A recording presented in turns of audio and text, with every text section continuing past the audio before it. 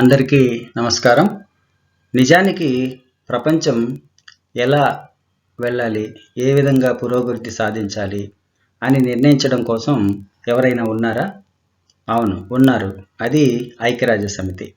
ప్రపంచంలోని అన్ని దేశాలు సభ్యత్వాన్ని పొంది ప్రపంచం ఎలా ముందుకెళ్ళాలి అని ఆలోచించడానికి ఉన్నటువంటి గొప్ప సంస్థ. ఈ సంస్థ 2015లో కొన్ని లక్ష్యాలను నిర్ణయించింది. ఆ లక్ష్యాలు సుస్థిర అభివృద్ధి లక్ష్యాలు అంటాం. 2030కంతా ఈ లక్ష్యాలని సాధించాలని అది ఒక టార్గెట్గా నిర్ణయించుకున్నది. సో ఏవైతే ఈ లక్ష్యాలు ఉన్నాయో ఆ 17 లక్ష్యాల వైపుగా నేడు ప్రపంచము మూవ్ అవుతుంది, పురోభివృద్ధి చెందుతుంది అని చెప్పవచ్చు. ఏ దేశంలో ఏ అభివృద్ధి సాధించినా, ఏ రాష్ట్రం మరో కొత్త పథకాన్ని ప్రవేశపెట్టినా అవన్నీ కూడా ఆ లక్ష్యాల్లో భాగమే. ఆ లక్ష్యాలన్నీ కూడా మానవ పురోభివృద్ధికి, ఉన్న భూమిని కాపాడుకోవడానికి నిర్ణయించుకున్నటువంటి లక్ష్యాలు. వాటిని అవి ఎలా పనిచేస్తాయి, వాటిని మనం ఎందుకు తెలుసుకోవాలనే విషయాల్ని ఈ వీడియో ద్వారా మనము చర్చిద్దాం. అసలు సుస్థిర అభివృద్ధి లక్ష్యాలు అనేది తెలుసుకునే ముందు మనము 2 పదాలు గురించి నేర్చుకోవాలి. ఒకటి అభివృద్ధి అంటే ఏమి, దానికంటే ముందు వృద్ధి అంటే ఏమి. వృద్ధి అంటే గ్రోత్, అంటే పెరగడం, ఎదగడం అని అర్థం. సో అభివృద్ధి అంటే డెవలప్మెంట్, అంటే ఏదైతే వృద్ధి ఉందో ఆ వృద్ధి ఒక నిలకడగా కనుక జరిగితే దాన్ని మనము అభివృద్ధి అంటాం, గ్రోత్ అంటాం.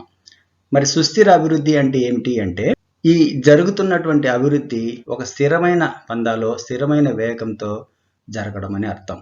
అంటే ఏదైనా ఒక దానిని నాశనం చేసి దాని స్థానంలో అభివృద్ధిని మనము పోషిస్తే, అభివృద్ధిని పెంచితే అది సుస్థిర అభివృద్ధి కాదు. ఉదాహరణకి మన దగ్గర ఒక చెరువు ఉందనుకుందాం. ఆ చెరువు చాలా వాటికి ఆవాసంగాను, నీరుగాను, వ్యవసాయపు నీరుగాను పనిచేస్తుంది. ఇప్పుడు ఒక రియల్ ఎస్టేట్ కంపెనీ వచ్చి అక్కడ నేను ఒక పెద్ద అపార్ట్మెంట్స్ కడతాను, విల్లాస్ కడతాను అన్నప్పుడు ఆ చెరువుని వాళ్ళకి ఇస్తే ఆ చెరువు పైన వాళ్ళు అభివృద్ధి చేస్తారు. అంటే ఇక్కడ ఒక ఆల్రెడీ ఉన్నటువంటి వనరుని పోగొట్టి మరో కొత్త వనరుని మనము సంపాదించాం. అది అభివృద్ధి కాదు, అంటే సుస్థిర అభివృద్ధి కాదు. ఇందులో 17 లక్ష్యాలు ఉన్నాయి. 2030కంతా వీటిని మనము సాధించాలని నిర్ణయించుకున్నాం. ఇందులో ముఖ్యంగా 1 నో పావర్టీ, పేదరిక నిర్మూలన. 2 జీరో హంగర్, ఆకలి లేకపోవడం. 3 good health and well being, మంచి ఆరోగ్యము మరియు శ్రేయస్సు. 4 క్వాలిటీ ఎడ్యుకేషన్, నాణ్యమైన విద్య. 5 జెండర్ ఈక్వాలిటీ, లింగ సమానత్వము. 6 క్లీన్ వాటర్ అండ్ శానిటేషన్, శుద్ధ జలం మరియు పరిశుభ్రత. 7 అఫోర్డబుల్ అండ్ క్లీన్ ఎనర్జీ, లభ్యత మరియు స్వచ్ఛమైనటువంటి శక్తి. 8 decent work and economic growth, సక్రమమైన పని మరియు ఆర్థిక అభివృద్ధి. 8 ఇండస్ట్రీ, ఇన్నోవేషన్ అండ్ ఇన్ఫ్రాస్ట్రక్చర్, పరిశ్రమలు, ఆవిష్కరణలు, భౌతిక వసతులు. 9 రెడ్యూస్డ్ ఇన్ఈక్వాలిటీ, అసమానత్వాన్ని తగ్గించడం. 10 సస్టైనబుల్ సిటీస్ అండ్ కమ్యూనిటీస్, సుస్థిర పట్టణాలు మరియు సముదాయాలను ఏర్పాటు చేయడం. 11 రెస్పాన్సిబుల్ కన్జంప్షన్ అండ్ ప్రొడక్షన్, బాధ్యతాయుతమైన వినియోగము మరియు ఉత్పత్తి. 13 క్లైమేట్ యాక్షన్, వాతావరణ చర్య. 14 జలం కింద జీవం. 15 భూమిపైన జీవం. 16 శాంతి, న్యాయం మరియు బలమైనటువంటి సంస్థలు. 17 ఈ లక్ష్యాలన్నింటినీ సాధించడం కోసం మనం ఏర్పాటు చేసుకునే భాగస్వామ్యాలు. ఇవి 17 సస్టైనబుల్ గోల్స్ అనేటివి. సో ఇందులో మొదటి చూద్దాం, నో పావర్టీ. సో వివేకానంద గారు ఏం చెప్పారంటే ఈ దేశంలో లేదా ఈ ప్రపంచంలో ఎవరైనా పేదలు ఆకలితో అలమటిస్తుంటే నేను ఆ దేశాన్ని నిందిస్తాను అని చెప్పాడు. సో ఇలాగ పేదరికాన్ని నిర్మూలించడం అనేది మొట్టమొదటిగా మనం తీసుకున్నాం. ఎందుకంటే ప్రపంచం ఎదుర్కొంటున్నటువంటి అనేక సమస్యలకి మొదటి కారణం పావర్టీ. సో ఈ పావర్టీని మనము తగ్గించడము అనేది మన యొక్క సస్టైనబుల్ గోల్స్లో మొదటిది. రెండవది నో హంగర్. సో పేదరికానికి దీనికి చాలా క్లోజ్ రిలేషన్ ఉంది. నో హంగర్, ఆకలి లేకపోవడం, ఆకలితో ఎవరు చనిపోకుండా పోవడం. సో దీనికి పేదరిక నిర్మూలనకి ప్రత్యక్షమైనటువంటి సంబంధం ఉంది. జీరో హంగర్లో ఫుడ్ సెక్యూరిటీని అచీవ్ చేయాలి, న్యూట్రిషన్ ఇంప్రూవ్ చేయాలి, సస్టైనబుల్ అగ్రికల్చర్ని పెంచాలి. తర్వాత మూడవది గుడ్ హెల్త్. సో పేదరికం నుంచి హంగర్ లేకపోవడం, అక్కడి నుంచి మంచి ఆరోగ్యము మరియు మనిషి యొక్క శ్రేయస్సు అనే దానికోసం దీన్ని మనం లక్ష్యాన్ని నిర్ణయించుకున్నాం. ఇక నాలుగవది క్వాలిటీ ఎడ్యుకేషన్. సో మెరుగైన విద్యను, సమ్మిళిత విద్యను అందించడము, అందులో ఇంక్లూజివ్నెస్ని జోడించుకోవడము, జ్ఞానాన్ని నేరుగా ఇవ్వడం కాకుండా జ్ఞాన నిర్మితిని నేర్పించి ఉత్పాదకత వైపు విద్యని ప్రోత్సహించడం అనేది క్వాలిటీ ఎడ్యుకేషన్ కిందకి వస్తుంది. Gender equality. సో భూమి పుట్టినప్పటి నుంచి స్త్రీ పురుషులు అనే వాళ్ళు ఉన్నారు. వారిలో అసమానత్వం ఇప్పటికి కూడా అలాగే ఉంది. సో ఈ అసమానత్వాన్ని పారదోలి సమానత్వం వైపు, బాలిక మహిళా సాధికారిత వైపు ప్రయాణించడానికి ఈ 5వ లక్ష్యం. ఇక 6వది clean water and sanitation. So మనకి పరిశుభ్రమైనటువంటి నీరు, మీకు తెలుసు నీరు మనకి జీవనాధారం. సో ఈ పరిశుభ్రమైన నీరు తాగడానికి మరియు శానిటేషన్ కోసం మంచి చర్యలను ఏర్పాటు చేయడం అనేది ఈ 6వ గోల్.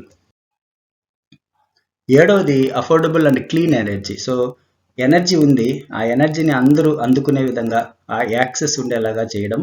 అందులో క్లీన్ ఎనర్జీ అంటే మనము ఒక పొల్యూషన్ క్రియేట్ చేసి కాలుష్యం కాసారంగా మార్చే దాని ద్వారా వచ్చినటువంటి ఎనర్జీని కాకుండా ఒక క్లీన్ ఎనర్జీని, గ్రీన్ ఎనర్జీని పొందడం అనేది ఇందులో భాగంగా మనం తీసుకోవచ్చు.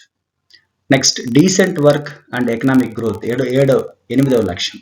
సో ఈ డీసెంట్ వర్క్ అంటే సస్టైన్డ్గా ఉండాలి, దాన్ని ఇంక్లూజివ్గా ఉండాలి, ఎంప్లాయ్మెంట్ జనరేషన్గా ఉండాలి, వర్క్ కూడా చాలా డీసెంట్గా ఉండే విధంగా మనము చేస్తూ దాని ద్వారా ఆర్థికాభివృద్ధిని ఎలా సాధించాలని ఈ 8వ లక్ష్యం చెప్తుంది. ఇక 9వది industry, innovation and infrastructure. So పారిశ్రామికలు ఆధునిక దేవాలయాలు అన్నారు. ఆ విధంగా ఆవిష్కరణలు, భౌతిక వనరుల్ని కల్పించడం, ఇవన్నీ కూడా ఈ 9వ లక్ష్యం కిందకి వస్తాయి.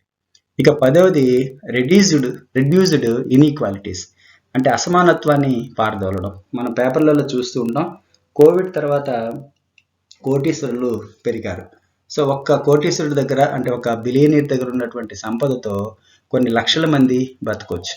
సో ఈ అసమానత్వాన్ని మనము తొలగించాలి. ఒకటిది ఆకలి కోసం ఏడుపు, ఒకటిది తిన్నది అరగకుండా ఏడుపు అయితే, ఒకటిది తినడానికి ఏమీ లేకుండా ఏడుపు అన్నారు కవులు. సో అలాంటి అసమానత్వాన్ని పోగొట్టడం కోసం ఈ 10వ లక్ష్యం తీసుకున్నాం. ఇక 11వది సస్టైనబుల్ సిటీస్. మనకందరికీ తెలుసు, సిటీస్లో జనాభా పెరుగుతుంది, పనుల కోసం, చదువుల కోసం వలసలు పెరుగుతున్నాయి. సో వాటిని నిరోధించడం కోసం సస్టైనబుల్ సిటీస్ని మనము అభివృద్ధి చేయాల్సినటువంటి అవసరం ఉంది. తర్వాత రెస్పాన్సిబుల్ కన్జంప్షన్ అండ్ ప్రొడక్షన్ అన్నారు. సో రెస్పాన్సిబుల్ కన్జంప్షన్ అంటే ఏది పడితే అది మనం కొనకుండా, వినియోగించకుండా, సో మనకి ఏదైతే అవసరమో దాన్ని మాత్రమే ఉపయోగించుకోవడం. అదేవిధంగా ప్రొడక్షన్, ఉత్పత్తిని కూడా తప్పకుండా సాధించడం. ఏదైతే నువ్వు వినియోగిస్తున్నావో దాని ఉత్పత్తిని కూడా నువ్వు చేయాల్సినటువంటి అవసరం ఉంది అని ఈ గోల్ మనకి స్పష్టంగా చెప్తుంది. నెక్స్ట్ ఇది క్లైమేట్ యాక్షన్. మనకు తెలిసి ఈ మధ్యకాలంలో ఎప్పుడు రాని ఊర్లలో, ఎప్పుడు రాని సమయాల్లో వర్షాలు వచ్చాయి, వరదలు వచ్చాయి, ఎండలు ముదిరిపోతున్నాయి, క్లైమేట్ చాలా కష్టంగా ఉంది. కోవిడ్ కంటే కూడా చాలా తీవ్రమైనటువంటి పరిస్థితుల్ని ఈ క్లైమేట్ చేంజెస్ వల్ల మనం ఎదుర్కోబోతున్నాం. సో వీటిపైన మనం కృషి చేయడం కోసం 13వ గోల్ని ఎంచుకున్నాం. లైఫ్ బిలో వాటర్ అంటే బిలో వాటర్ ఉన్నటువంటి సముద్రంలో నీళ్ళ కింద ఉన్నటువంటి జలచరాలన్నిటినీ రక్షించడం కోసం మనం ఏం చేస్తున్నాము, ఎలా చేయాలి అని ఈ 14వ లక్ష్యం చెప్తుంది. అదేవిధంగా భూచర జీవులు, భూమిపైన ఏవైతే జీవులు ఉన్నాయో ఆ జీవుల కోసం మనం ఎలాగ ఉండాలి, ఎలాగ ముందుకెళ్ళాలని ఈ 15వది చెప్తుంది. హ్యూమన్ రైట్స్, అన్నిటికంటే ముఖ్యమైనది నేడు లోపిస్తున్నటువంటిది హ్యూమన్ రైట్స్, మానవత్వము, తర్వాత శాంతి. సో అదేవిధంగా ఈ శాంతిని, వీటిని ప్రబోధించేటువంటి ఒక సంస్థలు, గొప్ప సంస్థలు, ఐక్యరాజ్య సమితి అయితేనేమి, కోర్ట్స్ అయితేనేమి, సుప్రీంకోర్టు, అంతర్జాతీయ న్యాయస్థానాలు, సివిల్ రైట్స్, ఇవన్నీ కూడా చాలా పటిష్టంగా, గట్టిగా పనిచేయాల్సినటువంటి అవసరం ఎంతైనా ఉంది. సో అది 16వది. ఇక 17వది ఈ 16 లక్ష్యాలను సాధించడం కోసం మనం వివిధ రకాలైనటువంటి పార్ట్నర్షిప్స్ని పెంచుకోవాల్సినటువంటి అవసరం ఉంది. అది పబ్లిక్ రంగంలోనే ఉండొచ్చు, ప్రైవేట్ రంగంలోనే ఉండవచ్చు.